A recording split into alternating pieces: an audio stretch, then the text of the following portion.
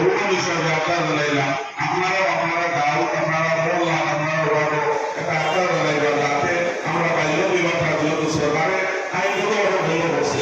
আর এটা আইনগতভাবে যেহেতু বন্ধ করছে আমরা আইনের উঠলে না গিয়া আমরা কষ্ট না হইয়া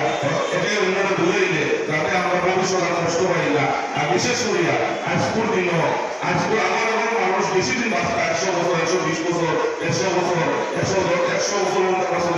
আমরা আছি বর্তমানে কিন্তু আমরা স্কুলেও গেছি হঠাৎ 60 বছর 65 বছর 55 বছর মানুষ মারা যায় আমরা সাধারণ জিনিস চাই বিভিন্ন জিনিস চাইবালায় কোনো জিনিস নাই দাম কত সার দিয়া খবর আমরা ফিশারি মাছে করে নিয়ে যাওয়া হলে এগুলো সার দেওয়া মাছ আমরা বেশ দিন বাঁচি না এলে গিয়া তাই যখন আমরা গরুর গরুটা যদি আমরা বিয়া সাথে দিলাই গরুর 18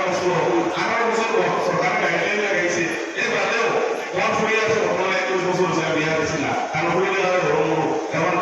এই বর্তমানে ফুড়ি গরুটা দিলে এরা